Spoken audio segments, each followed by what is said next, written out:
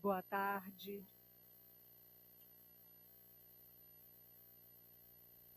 Paulinho, vou fazer um exercício de respiração para depois a gente começar, tá bom? Não, durante a respiração não. Boa tarde. Vou convidar vocês.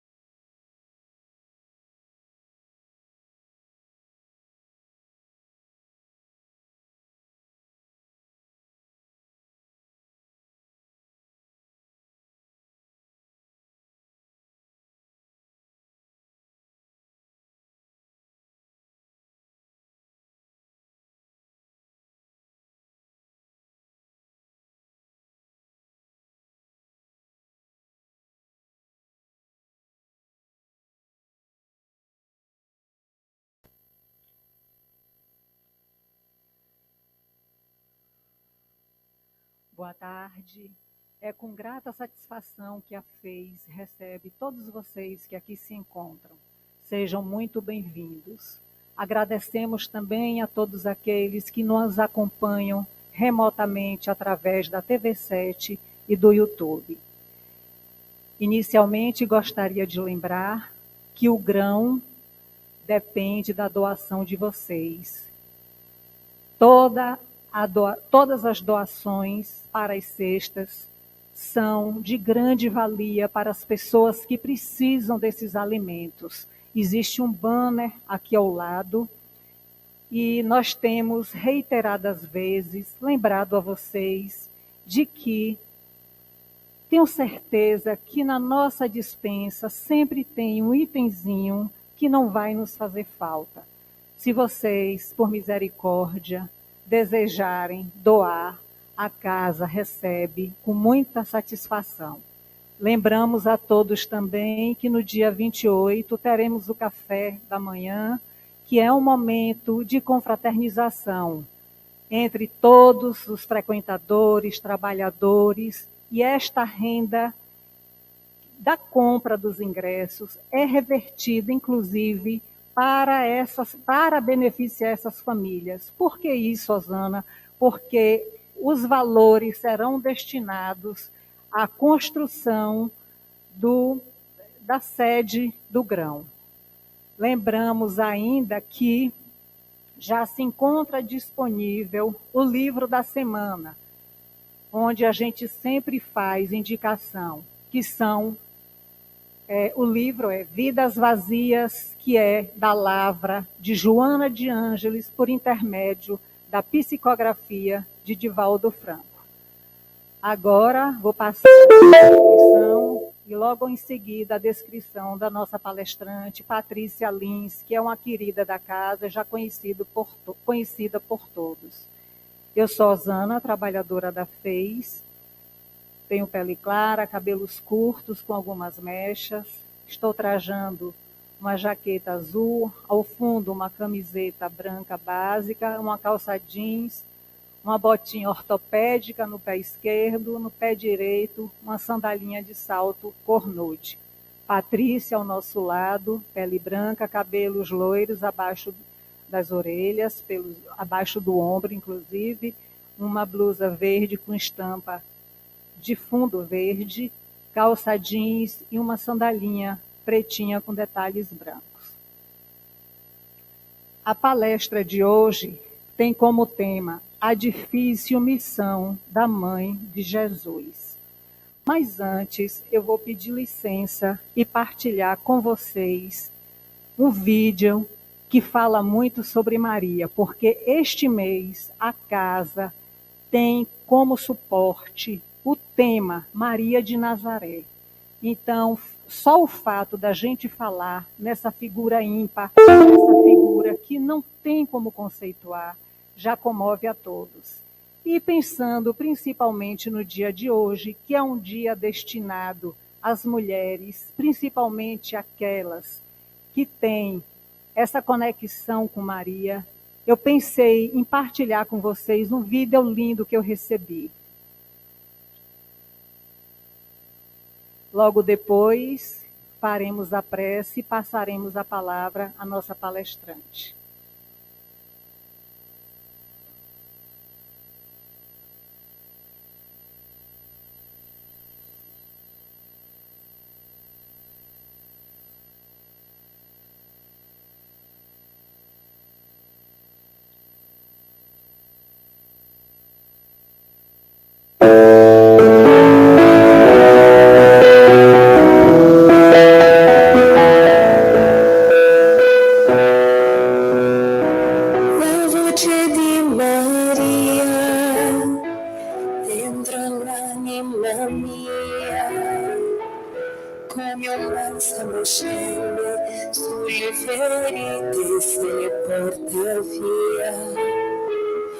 Voce di Maria, dolce melodia, che ci porta il cuore sempre di più nel cuore di Gesù. Le mani di Maria sopra l'anima mia, santa benedizione, la sua protezione per la vita mia, la voce di Maria, le mani di Maria, il suo sorriso dolce che ci fa cantare, sei la mamma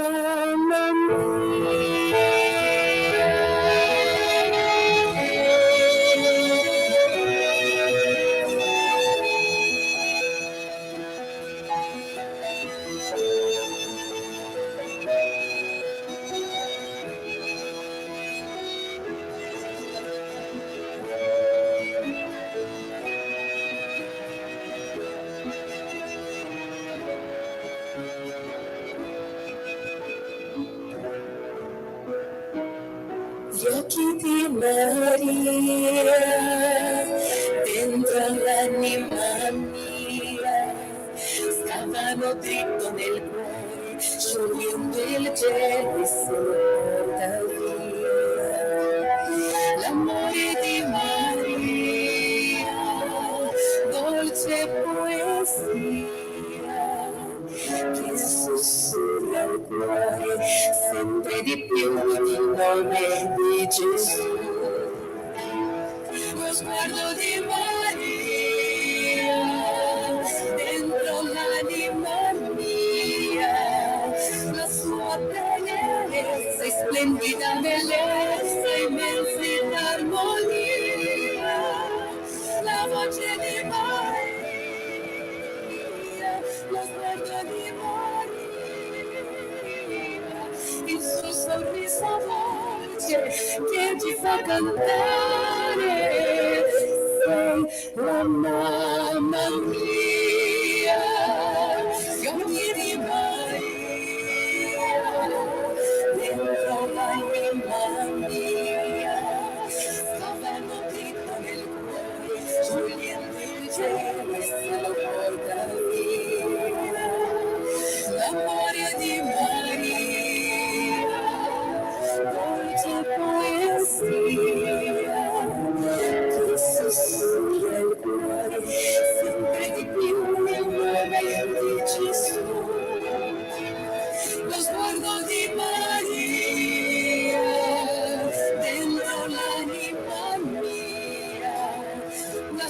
esa espléndida belleza, inmensidad, armonía, la noche de María,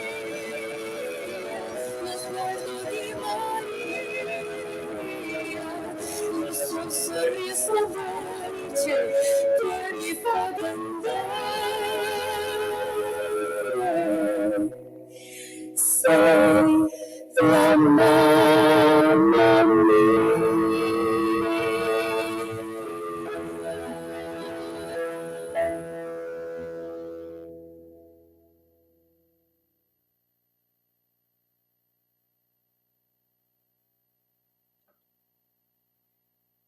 De fato, Maria consegue comover a todos nós, com seu exemplo de abnegação, de amor, muito lindo.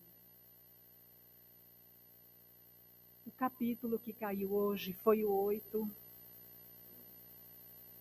Bem-aventurados os puros de coração. E o item é 15, e diz assim: se a humanidade toda fosse transformada em homem de bem, e ninguém mais procurasse fazer mal a seu próximo, todos seriam felizes, porque seriam bons. Esse é o estado dos mundos adiantados, de onde o mal foi excluído, e será também o futuro da Terra, quando a humanidade tiver progredido o suficiente. Assim, enquanto alguns mundos avançam, outros se formam e são povoados por espíritos primitivos. Esses mundos recém-formados servem também de morada de exílio e de lugar de provas e expiações para os espíritos rebeldes, obstinados em fazer o mal e que foram expulsos dos orbes em que a humanidade já conseguiu realizar o seu progresso moral. Paulo, nossa musiquinha para a prece, por favor.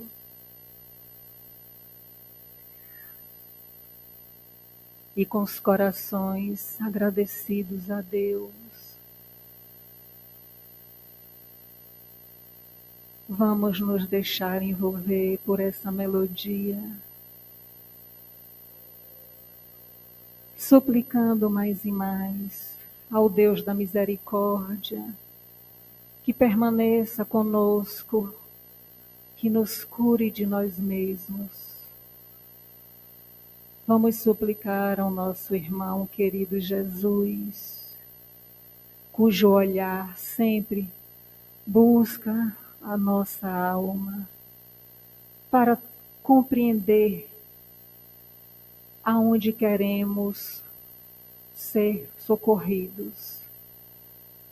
Vamos suplicar a nossa mãe querida Maria de Nazaré, que prossiga nos inspirando, nos dando forças, envolvendo os nossos quereres que às vezes e que por vezes se apresentam tão dissonantes do bem.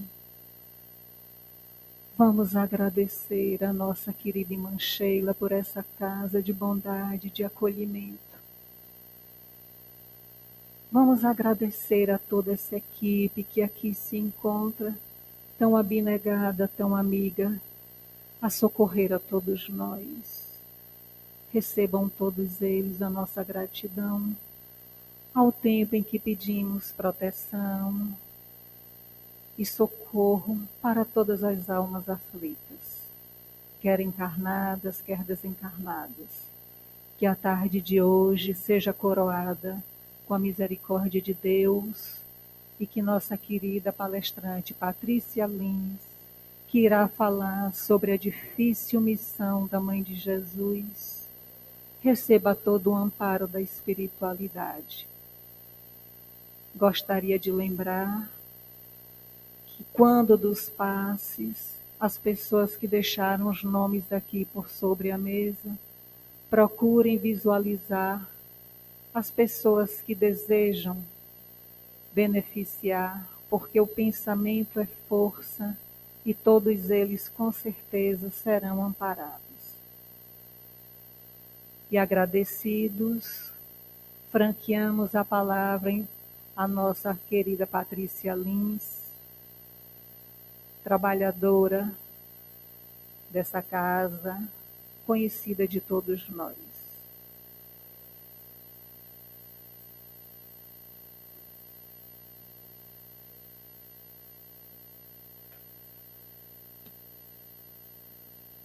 Boa tarde, amigos. Eu sabia que não ia ser fácil, mas Osana dificulta um pouco mais, né? A tarefa da gente.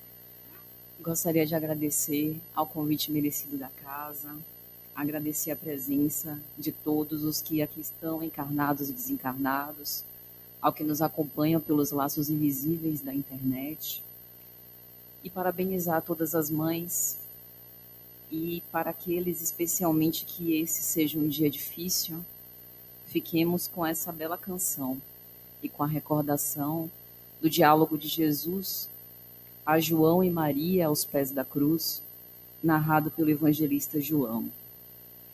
Junto à cruz de Jesus estava sua mãe, e a irmã de sua mãe, Maria, mulher de Clopas, e Maria Madalena. Então Jesus, vendo ali a sua mãe, e que o discípulo a quem ele amava estava presente, disse a ela: Mulher, eis aí o teu filho. Depois disse ao seu discípulo: Eis aí a tua mãe. E desde aquela hora, o discípulo a recebeu em sua casa. Esse momento, talvez um dos últimos testemunhos do Cristo antes da sua morte, marca o imperativo da solidariedade fraternal. Jesus, naquele momento, simbolicamente a João e extensível a todos nós que somos seguidores do Cristo, compartilha a sua mãe Maria Santíssima para que nenhum de nós se sinta desamparado nas nossas lutas, nas nossas aflições, nos nossos desafios. Porque Maria de Nazaré sabia enfrentar desafios.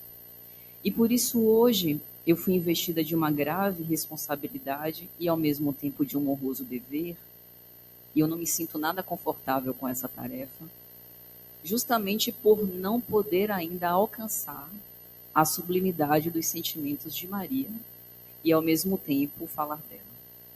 Como na música que foi aberta, Maria é dotada de sublimes qualidades que nós ainda estamos por ensaiar. A ternura, a humildade, a abnegação, a renúncia, a entrega total. Eu convido as mães presentes aqui no salão, por um momento, mentalizarem uma cena de extrema injustiça com seu filho sabidamente inocente. Um cenário trágico, uma crucificação que era uma pena atribuída a malfeitores comuns, sem nenhum advogado de defesa a quem recorrer. Ela estava rendida perante a injustiça e a crueldade dos homens e submetida aos insondáveis desígnios do Criador. E o espírito Humberto de Campos, pela psicografia de Chico Xavier, na obra Boa Nova, vai dizer que, não obstante o seu coração torturado de aflições, ela não conseguia parar de olhar para o seu filho, de rememorar as cenas belas da sua doce infância, quando Jesus conversava com os andarilhos, com os malfeitores, entregava consolação a todas as almas aflitas, e naquele momento havia deserção e abandono dos mais queridos. Havia uma extrema solidão e um pesar se abatendo sobre o coração de todos.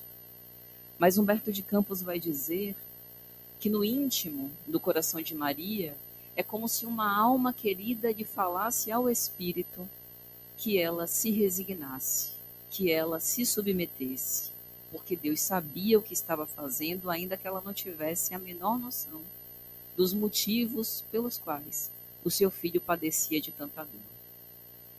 E guardadas as devidas proporções, é difícil a gente se imaginar nessa condição de Maria. Nós pensamos que, perante as nossas dores, não vou dizer proporcionalmente menores, porque as nossas dores sempre são muito intensas e os sofrimentos não devem ser comparados, mas nós, nas nossas dores de outras ordens, de outras amplitudes, de outras experiências, muitas vezes também não compreendemos os ditames de Deus ao nosso respeito. Não sabemos o que Ele quer dizer em determinadas experiências dolorosas pelas quais a gente passa.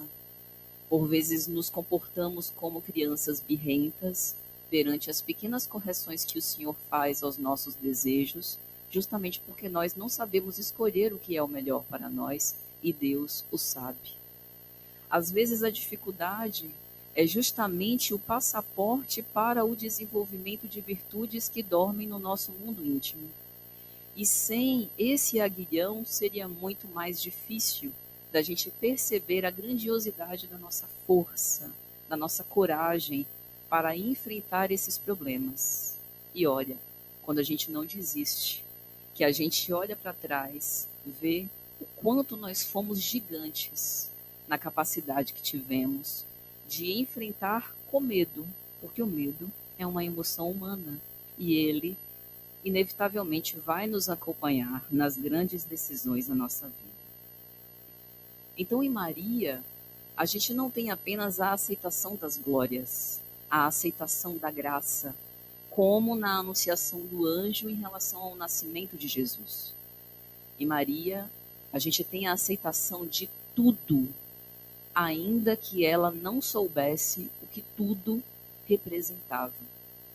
Porque Humberto de Campos vai dizer que naquele momento ela vira-se ao céu com o seu olhar compadecido, torturado de aflição e diz: faça-se na sua escrava a vontade do Senhor. E essa escravidão, como vai dizer o espírito Joana de Ângeles, uma escravidão por amor, uma escravidão voluntária, significa uma submissão a qualquer desígnio que o Senhor tenha ao nosso respeito por fé, por confiança. Perceba que, para descrever e entender Maria, o cognitivo não funciona. A gente não consegue logicar Maria. A gente só consegue se aproximar dela pela ordem dos sentimentos, pela ordem da intuição. Então, nela havia o regozijo pelas graças, mas também o coração aberto às dores. Ela foi uma das únicas que, por exemplo, credibilizou o testemunho de Madalena. Os apóstolos, homens do seu tempo, não acreditaram na fala dela quando testemunha o Cristo ressurrecto. Apareceste a ti, tendo aqui os seus apóstolos que permanecemos ao lado de Jesus e até mesmo a figura da sua mãe, e ela vai virar-se para Madalena e dizer: minha filha, eu acredito na sua palavra. Após a morte e ressurreição de Jesus, Madalena, abrigada na casa de João, converte essa casa na casa da Santíssima e acolhe a todos os chamados filhos do Calvário. Mas por que a sua maternidade foi assim tão difícil? Imagine uma criança como Jesus, mansa, pacífica, que amava o dever, que tratava todos com imensa cordialidade e gentileza. Hoje, quando a gente pensa, por exemplo, em mães e pais superprotetores, que temem que o pior possa acontecer aos seus filhos justamente pela sua inocência, pelo seu coração generoso, que às vezes não conhecem a crueldade humana, que não conhecem os crimes que são perpetrados, a gente começa a entender um pouco dessas aflições de Maria. Não eram aflições com respeito às características morais ou à educação que ela dava a Jesus, mas era receio do mundo. Era receio do que o mundo pudesse fazer com seu filho. Por isso, ela sempre se preocupava com uma boa educação para ele, a fim de que ele tivesse uma formação segura para enfrentar esses desafios. E no capítulo 2 da obra Boa Nova, quando Humberto de Campos vai falar sobre Jesus e a sua experiência com o seu precursor, João Batista, ele vai transcrever a confissão de um diálogo íntimo de Maria com Isabel, quando ela diz assim: por vezes eu surpreendo a palavra caridosa de Jesus, ainda criança, que se dirige às lavadeiras, aos transeuntes, aos mendigos sofredores. Ele fala da sua comunhão com Deus numa eloquência pouco comum, que raramente a gente encontra nas observações dos nossos doutores da lei. E é exatamente por isso que eu experimento singular multiplicação dos meus temores, porque ele parece como se estivesse em pleno conhecimento do que se passa no meu mundo íntimo. A argúcia psicológica do Cristo, que não permitia que qualquer se afastasse da sua presença sem levar algo de consolação, o que a gente chama hoje de escuta clínica, escuta apurada, atenção aos sinais. Uma escuta tão pouco frequente, principalmente em famílias. Jovens, como vai dizer o pedagogo Hugo Monteiro Ferreira, que formam a geração do quarto, internados dentro daquele quarto, presos nas telas de celular, aguardando encontrar do outro lado da tela uma conexão, ainda que fugidia, de alguém que os possa compreender, de alguém com quem eles possam falar sobre as suas dores, sem se sentirem julgados, ou com essa excessiva preocupação do outro lado, como às vezes nós, pais e mães falhos, imperfeitos, também às voltas com os nossos conflitos, por vezes temos medo do que vamos encontrar naquele discurso e em como vamos proceder diante daquela demanda que ali surge. Ninguém nos ensinou a ser pais e mães, e a gente ainda está aprendendo com essas crianças. Isso também acontecia no caso de Maria. Ela estava aprendendo a maternidade, uma maternidade extremamente difícil, não porque Jesus fosse uma criança conflituosa, muito pelo contrário, mas porque demonstrava uma sabedoria e um conhecimento de vida, um conhecimento de humanidade, a ponto de perquirir no mundo íntimo de quem quer que seja e adivinhar-lhe, sondar-lhe os pensamentos, os interesses, os problemas, as questões, quase como se lesse mentes. E falava dessa comunhão com o Pai, e ele falava com naturalidade sobre a relação dele com o Pai Celestial, mais intimamente do que em relação ao seu próprio pai José.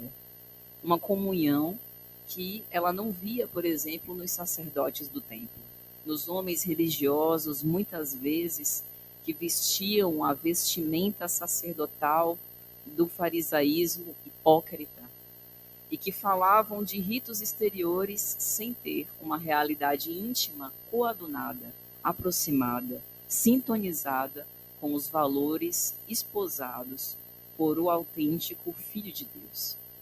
Então essa era a preocupação de Maria. Como lidar com alguém assim? Porque a princípio uma criança não sabe lidar com os dramas e com as inquietações de um adulto. Então, no fundo, ela parecia inclusive temer sobrecarregá-lo, temer não saber protegê-lo em relação aos riscos que o mundo poderia oferecer. E em meio a essas dúvidas, Jesus, vai dizer Humberto de Campos, vira para Maria e diz: Mãe, o que queres de mim? Acaso eu já não tenho testemunhado a minha comunhão com o Pai que está nos céus? Mãe, toda preocupação útil e generosa do mundo é sempre preciosa, mas eu já estou com Deus. Por que você não consegue entender? O meu Pai deseja de nós toda a exemplificação que seja boa, e eu escolherei desse modo a escola melhor. Ele gentilmente escusava-se, eximia-se de permanecer por mais tempo do que era necessário nos templos, porque não tinha nada de proveitoso, segundo a sua ótica, para aprender com os doutores da lei. Ele já o sabia. E ele não fazia isso de uma maneira presunçosa ou arrogante, como se quisesse competir com os doutores da lei, como a mostrar que tinha mais conhecimento. Não era necessário. Ele já vivia essa comunhão com o Pai. Então ele escolhe, no auge da sua humildade, a oficina da carpintaria do Pai. Era essa a escola que ele elegeu, a escola do trabalho humilde. Como a reconhecer, inclusive, a função paterna, porque nós estamos falando de um cenário quando a principal função do pai era ensinar ao filho um ofício.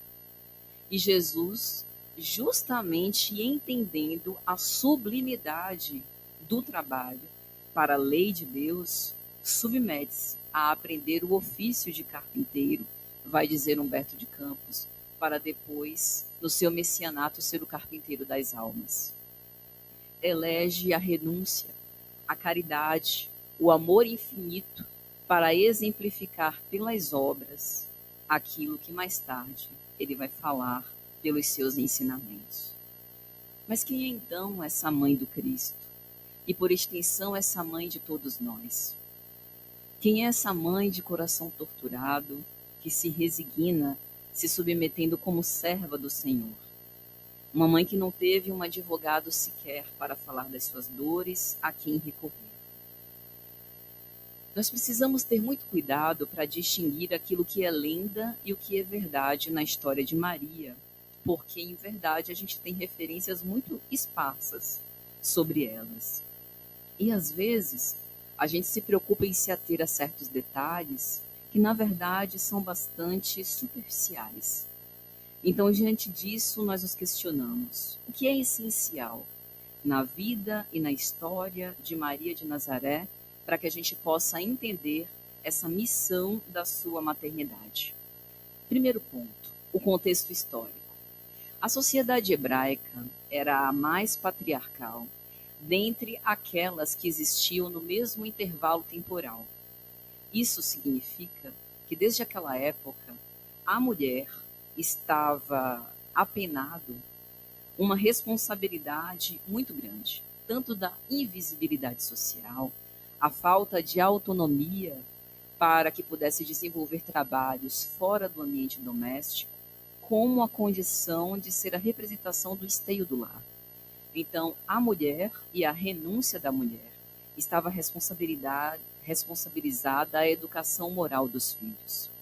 As mulheres daquela época, casadas, eram sustentadas pelos maridos, as solteiras, sustentadas pelos pais, e comumente se casavam cedo, exatamente como ocorre com Maria de Nazaré, dizem os teólogos, ainda casada na adolescência.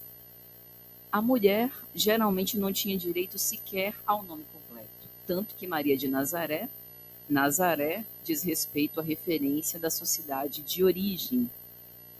A mulher sempre precisava de uma referência, de quem era filha, de quem era esposa, de que região provinha. E, de acordo com o Novo Dicionário da Bíblia, de J.D. Douglas, um compêndio com as informações de vários teólogos, Maria de Nazaré era de Nazaré, onde viveu durante a infância e até o momento quando foi noiva de um homem chamado José. E as informações mais confiáveis relacionadas a ela dizem respeito também às narrativas sobre a infância do Cristo, que nós encontramos nos evangelhos de Mateus e de Lucas. Por exemplo, quando foi feito um anúncio angélico com respeito ao nascimento de Jesus, Maria vivia em Nazaré da Galileia, estava noiva de José, e Lucas nos informa que José era da descendência de Davi. E quando nós vamos analisar a genealogia do Messias esperado, ele pertencia à linhagem de Davi, o que nos leva a crer que era possível que também Maria tivesse vindo da mesma linhagem. Também vemos poucas citações de Maria acompanhando Jesus nas suas missões, narrado no Evangelho. Há um registro único no livro de Atos sobre isso, mas sabemos que, não obstante essa presença mais frequente, ela considerava essa missão elevada de que Jesus estava investido.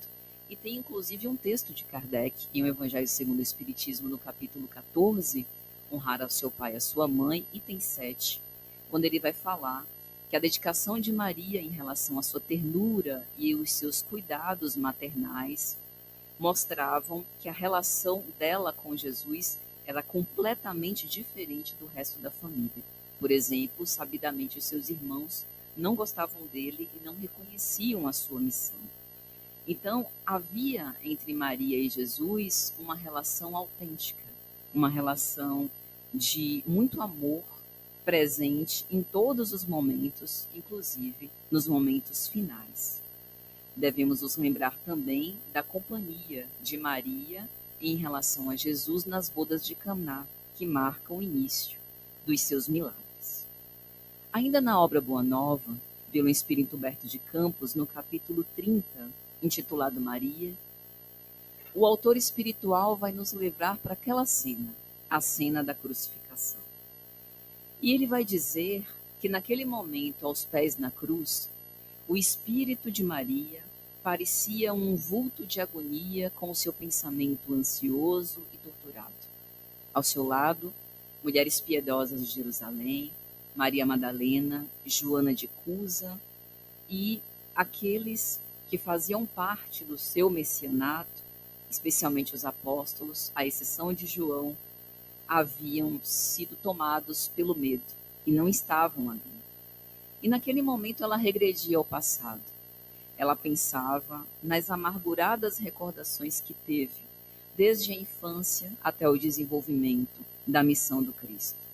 A anunciação do nascimento de Jesus, a amizade de Isabel, as profecias do velho Simeão. Depois que Jesus já tinha feito 8 anos, foi levado no templo, como era costume da tradição israelita, para ser circuncidado. Ele é apresentado ao templo, como era natural de se fazer aos primogênitos, principalmente do sexo masculino. E quando eles se acercam do templo, Maria e José, eles encontram um homem, segundo o Evangelho de Lucas, um homem bom, um homem de boa procedência, temente a Deus, que faz uma profecia, chamado Simeão. Ele vira-se para os dois e diz: agora já pode, Senhor, despedir o teu servo, porque os meus olhos viram a salvação. Simeão costumava repetir que ele conheceria o Messias, o Salvador, que havia vindo à terra para salvar-nos dos nossos pecados. E no momento que ele encontra com Jesus criança, ele consegue reconhecer essa excelsitude naquela presença. E vira-se para Maria especialmente, vai dizer: este veio para a graça e para o infortúnio de muitos, para a ascensão e para a queda de muitos em Israel. E será como uma espada que transpassará a sua alma. Maria nunca se esqueceu disso. Como o meu filho pode representar uma dor tão torturante como uma espada a transpassar a minha alma? E as dores, o cálice amargo que Jesus bebeu, bebido também por sua mãe de alguma forma, mais tarde clarificou o entendimento dessa profecia. Isso é interessante, porque mais uma vez trazendo esse exemplo de Maria para o exemplo cotidiano das nossas vidas, quantas vezes nós também não queremos livrar os nossos filhos de dramas, de dores, como se quiséssemos limpar o caminho de pedras de tropeço, a fim que eles tivessem ou tenham uma vida boa, uma vida feliz, uma vida cheia de realizações. Quantos de nós não padecemos junto, não caímos junto com os nossos filhos, quando eles, incautos, invigilantes, por razões diversas, que muitas vezes são uma coleção de razões, caem nos descaminhos do vício, que desarvoram toda a estrutura familiar, que nos deixam desesperados em busca de respostas e de formas de lidar com aquela situação para devolver-lhes a dignidade perdida no meio do caminho. Quantos de nós, pais e mães, não ficamos com o nosso coração torturado quando, por um desenvolvimento natural de autonomia, de liberdade, os nossos filhos tomam decisões e a gente os percebe se ausentarem do lar para ter outras experiências fora. E, por vezes, eles tomam decisões precipitadas, infelizes e ficam tristes, arrependidos com certas decisões e, por vezes, constrangidos de fazer o movimento de retorno à casa paterna e à casa materna. Quantos de nós somos pegos pela ingratidão? de termos dado todo o nosso tempo, de termos feito todos os nossos planos e sonhos, e por vezes termos as nossas expectativas frustradas. Veja quantos desafios de uma maternidade real. Essas maternidades aqui descritas são maternidades peculiares aos desafios que nós precisamos enfrentar. De seres imperfeitos que somos, de seres falhos que somos, seres que ainda estamos agasalhando os nossos valores, ainda estamos ensaiando a nossa persistência, a nossa fé, o nosso desapego. Porque o amor tem desses desafios. A criança nasce, teoria do apego de John Bowlby, né? A mãe é um oceano de repertório, sobretudo emocional. A mãe é tudo para o bebê. É quem fornece alimento, quem fornece calor, quem adivinha as necessidades, quem leva para o médico, quem reconhece as diferenças daquilo que precisa e em que dose precisa. E o que a vida faz? Com o passar do tempo, obriga-nos ao desapego depois que a gente se apegou. Parece quase injusto, né? Como dizia Guimarães Rosa, a vida tem desse estica e puxa, desse esquenta e esfria, desse prende e solta, e o que ela requer da gente é coragem.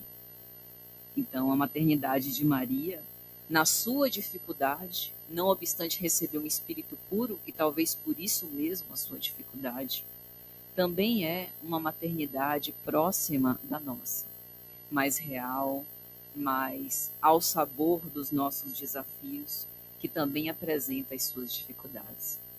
E Humberto de Campos vai dizer que naquele instante supremo, quando ela estava aos pés da cruz, ela revia a manjedoura, a sua beleza agreste, sentindo como que se a natureza desejasse redizer aos seus ouvidos o cântico da glória daquela noite inesquecível.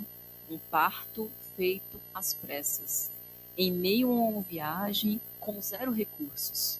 Maria e José, que eram pobres, não conseguiram uma hospedagem digna, porque a cidade estava cheia, apinhada de gente, e eles não tinham dinheiro para pagar uma hospedagem digna. Ela, prestes a ter o momento do parto, vira-se em meio aos animais, fazem uma manjedoura improvisada no meio dos bichos. Imaginemos as condições de higiene, só Jesus na causa mesmo, né? Para poder transcorrer tudo com naturalidade, as apreensões, as inquietações, ela muito jovem, poucos para poder ampará-la naquele momento, né?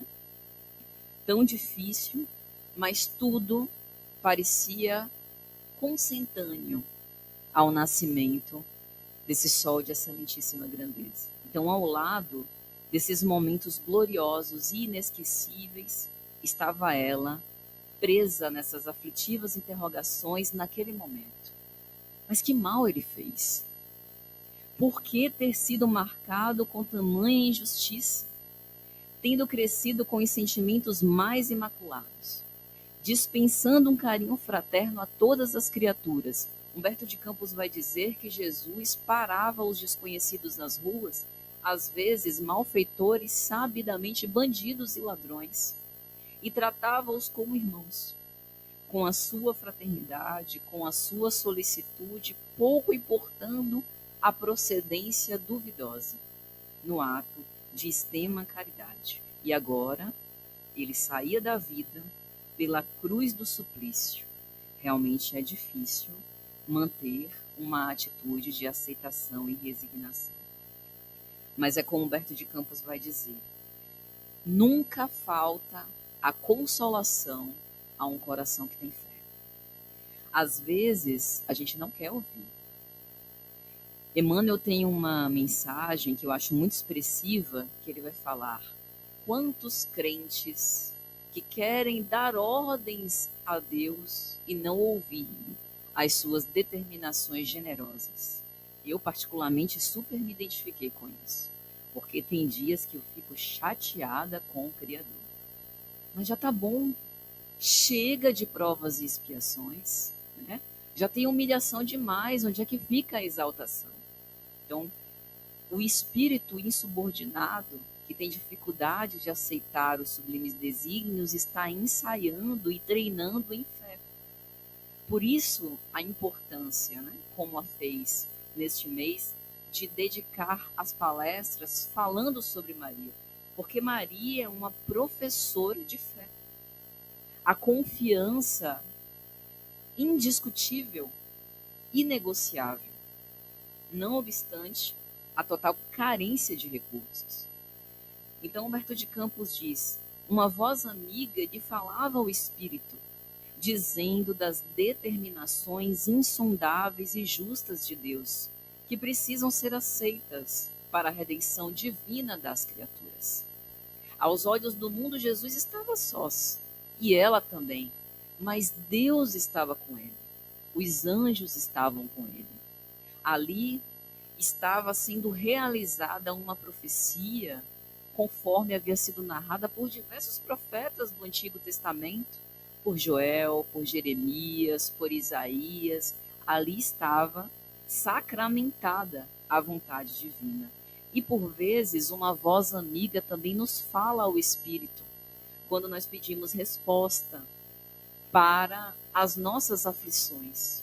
Quando a gente pergunta quanto tempo vai durar ainda a dor, sendo que a dor dura o tempo necessário para que a gente possa aprender. Então a questão não é de que as vozes dos nossos espíritos amigos, os nossos mentores espirituais, têm que se fazer mais altas, a fim de que nós possamos escutar. Mas é nós termos que fazer silêncio interior suficiente, a fim de que a gente possa alcançar esses bons conselhos. Ele, o Cristo, naquele momento, tinha atingido o limite dos padecimentos inenarráveis. Ele estava prestes a expirar e, não obstante, voltava-se para sua mãe para ainda dar-lhe um voto de consolação, um voto de misericórdia, para que ela confiasse no Altíssimo. Por todo lado, a obsessão coletiva. O espírito Amélia Rodrigues vai dizer isso nas suas obras, de que o processo, desde aquele momento do pretório, em que Pilatos leva Jesus à sacada da sede do governo de Roma e pede à multidão: ele ou Barrabás, quem quereis que vos solte? Amélia Rodrigues vai dizer: a população padecia de uma fascinação coletiva. Havia a hipocrisia farisaica dividida, né, entre as pessoas para poder insuflar o ódio e levar Jesus à morte. Mas havia também uma multidão de desencarnados, os chamados inimigos do Cordeiro, que faziam de tudo para influenciar as pessoas em relação a essa sede sanguinária de matar Jesus. E aí a gente mais uma vez volta para os nossos tempos atuais. A intolerância, o fanatismo, as opiniões massificadas, por vezes a dificuldade que a gente tem de conversar. Conversar com pessoas próximas. Porque quando a gente lê, por exemplo, um livro como o de Bauman, sobre relações fluidas, isso não diz respeito apenas ao contexto das relações amorosas. É só a gente olhar para o período das eleições. Relações fluidas também relacionadas no contexto familiar, que por vezes a gente troca a opinião pelo caráter de pessoas que a gente conhece desde pequenininho. E porque ela se contradiz ou contraria as nossas opiniões, a gente não tem a maleabilidade suficiente de, no movimento empático, colocar-se no lugar do outro, ainda que não coadune com aqueles valores, com aqueles interesses, com aquelas posturas. Então, não seria essa também uma estratégia de fascinação coletiva para nos separar? Para esmaecer os vínculos, para nos afastar enquanto humanidade, para atrapalhar essa tendência natural que é do ser humano gregário, do ser humano solidário, do ser humano se fazer parte em grupos, em amizades, em famílias, então tomemos cuidado. Porque os males da humanidade são os mesmos, independente da fase histórica. E se naquela época, enquanto sociedade, padecíamos de fascinação coletiva, ainda hoje também padecemos. É interessante analisar que o termo usado por Jesus, mulher, era uma forma extremamente respeitosa e de reverência de tratar a sua mãe, que demonstrava essa profunda fidelidade espiritual dele em relação à sua mãe. E Humberto de Campos vai narrar ainda que naquele momento em que Jesus estava prestes a expirar, ela se envolve no véu do seu pranto doloroso, mas João, que também estava com ela aos pés da cruz, entende que quando Jesus diz: "Eis aí a tua mãe", ele estabelece a última lição. Ensinava que o amor universal era o sublime coroamento da sua obra. Ou seja, a nossa cota de amor não pode se cercear apenas aos laços de consanguinidade da nossa família. Jesus, quando diz: quem é a minha mãe? Quem são meus irmãos?", marca a diferença entre parentesco corporal e parentesco espiritual, como vai dizer o Evangelho. Então, nós não nascemos ao acaso na nossa família. Aqueles que não temos uma natural boa relação ou afinidade com os nossos familiares, temos que nos esforçar para pelo menos estabelecer uma convivência pacífica, sim. Mas aqueles que gozamos dessa afinidade dentro do seio familiar, temos que nos preocupar para não fazer perder o nosso afeto em excesso de ternura. Precisamos também expandir esses laços para além da família, extensível para todos os necessitados do mundo. E é justamente a isso que Maria se dedica depois da morte do seu filho. Recebe na casa da Santíssima todos os desvalidos, todos os pedintes, todos os carentes de afeto. Quantos pedintes tem na nossa casa? Será que a gente já parou para perceber? Na rua é fácil a gente identificar o carecente de água, o carecente de pão, o carecente de um gesto de carinho, de um olhar que possa devolver a ele a dignidade perdida. E dentro das nossas casas também não tem carecentes? Os carecentes de escuta, os carecentes de afeto, os carecentes de gestos mais frequentes de carinho, que não se reduzem apenas às datas comemorativas. É um exercício para todos nós. Emmanuel, falando de Maria, vai dizer na obra Caminho da Luz que ela foi uma personagem sublimada, escolhida para desempenhar a missão complexa e desafiadora de ser a mãe de Jesus nessa encarnação missionária. E essa dificuldade vem justamente porque, conforme a tradição hebraica, a mulher sendo o esteio do lar, foi Maria quem lhe deu as primeiras lições de educação moral.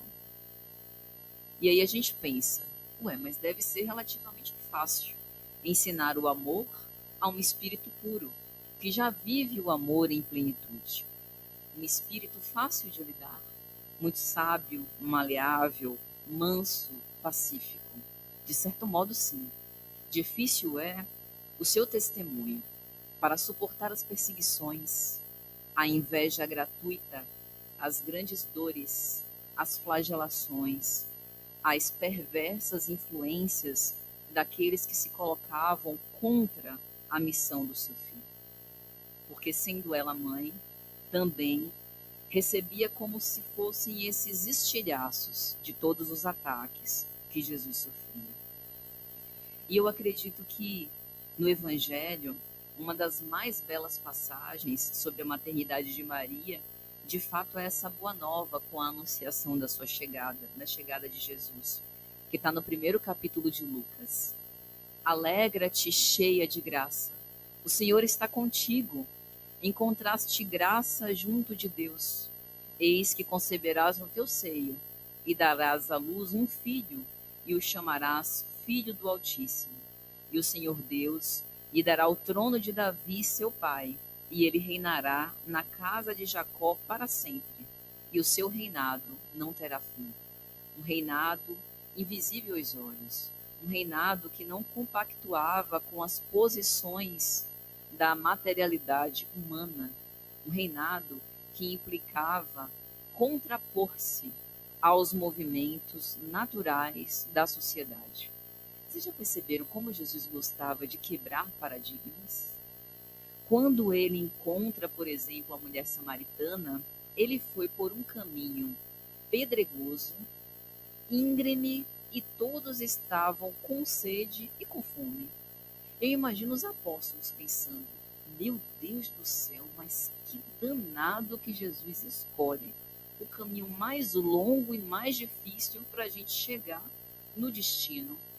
Era o encontro de um judeu com uma mulher samaritana, sendo que era a tradição que nenhum judeu se referisse à mulher. Observe que até hoje a gente não sabe a identidade dessa mulher. Qual o seu nome? Não sabemos. Ela era a mulher da Samaria, a quem os homens judeus não se referiam, e Jesus não só fala com ela, como pede a ela água de beber. Se soubesseis, mulher, quem te pede água para beber, não seria eu a te pedires água, mas tu que me pedirias, e nunca mais teria sede.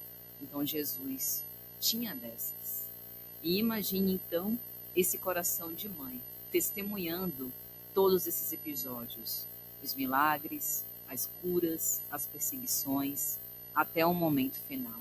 Foi como disse Simeão: este que está em teus braços é posto para a queda e elevação de muitos em Israel. E uma espada transpassará a tua alma, para que se manifestem os pensamentos de muitos corações. Ou seja, nós estamos ancorados também pelos testemunhos de Maria. Foi graças a essa renúncia, foi graças à aceitação dessa grande missão, que hoje nós temos também o testemunho da própria missão no nosso divino Messias. Então, não obstante, meus amigos, todas as dificuldades, nós temos em Maria esse exemplo de fé.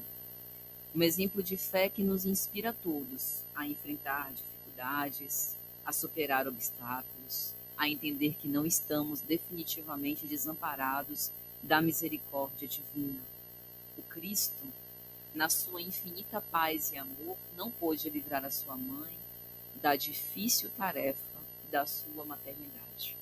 Não pôde fazer mais do que esse gesto de entregá-la a João aos pés da cruz, algo que a consolasse mais. Isso é muito simbólico. Por mais que amemos os nossos afetos queridos, tanto os filhos em relação aos pais, como os pais e mães em relação aos filhos, nós não podemos nos livrar mutuamente dos nossos sofrimentos. As nossas dores precisam ser enfrentadas com resignação e coragem, porque é justamente aí que estão as bases para o desenvolvimento, nessa confiança na proteção divina. Mas saibamos, esses laços verdadeiros de amor continuam sempre. Os nossos mortos vivem, e talvez seja essa uma das mais belas exemplificações de Jesus na sua ressurreição. E para finalizar, já agradecendo pela atenção de todos, e para que nós possamos guardar com bastante ternura esse exemplo para sempre de Maria, eu vou declamar, não é exatamente uma declamação, mas é uma tentativa, um poema muito bonito pelo espírito Amaral Ornelas, chamado Ave Maria, que está na obra Parnaso de Além Túmulo, pela psicografia de Chico Xavier. Ave Maria, Senhora do amor que ampara e redime, ai do mundo se não for a vossa missão sublime. Cheia de graça e bondade, é por vós que conhecemos a eterna revelação da vida em seus dons supremos. O Senhor sempre é convosco, mensageira da ternura, providência dos que choram, nas sombras da desventura. Bendita sois vós, rainha, estrela da humanidade, rosa mística da fé, lírio puro da humildade. Entre as mulheres, sois vós, a mãe das mães desvalidas, a nossa porta de esperança e anjo de nossas vidas. Bendito o fruto imortal da vossa missão de luz, desde a paz da manjedoura, às dores além da cruz. Assim seja para sempre, ó divina soberana, refúgio dos que padecem nas dores da luta humana. Ave Maria, Senhora, do amor que ampara e redime, ai do mundo se não fora a vossa missão sublime. Ave Maria. Obrigada, gente.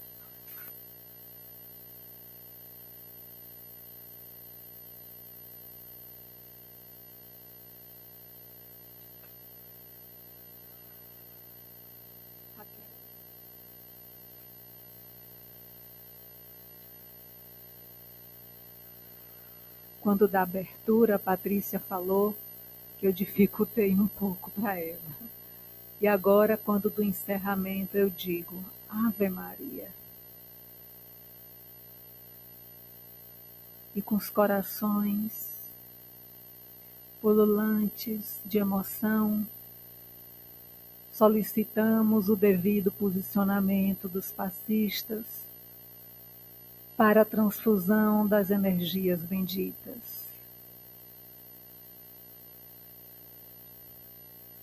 E vamos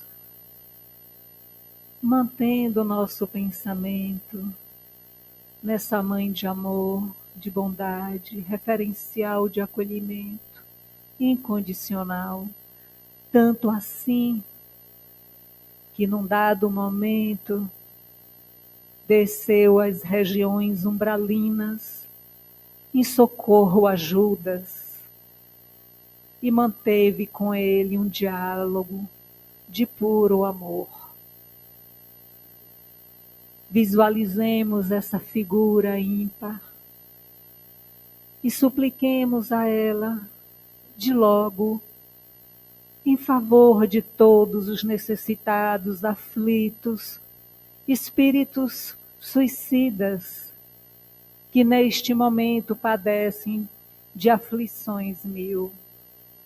Suplicamos a ela em favor deste planeta Terra, que, meu Deus, padece pelo desamor. Suplicamos a ela em favor de todos aqueles que detêm o poder, mas que ainda se comprazem em disseminar guerras, disenções de toda ordem. Tenha misericórdia, Mãe querida. Os passistas que já terminaram podem retornar aos seus lugares. Suplicamos também em favor de todos aqueles que neste momento se encontram nos abrigos relegados ao esquecimento, nos orfanatos relegados ao esquecimento, nas vias públicas, meu Deus, sem um pedaço de pão. Tende misericórdia de todos os aflitos. Mas suplicamos ainda um pouco mais em favor de todos aqueles que ainda se comprazem em criar dificuldades para as nossas vidas. Tende piedade, Senhor. Ao tempo em que agradecemos por esta nossa bendita reencarnação, que já sabemos que é a nossa melhor. Agradecemos a oportunidade de cada amanhecer, este corpo físico que conduz a nossa energia no dia a dia. Agradecemos a oportunidade do trabalho abençoado e do pão de cada dia. Que o teu amor, Maria Santíssima, Maria de Nazaré, envolva este planeta hoje e sempre, visitando cada lar com seu olhar de bondade.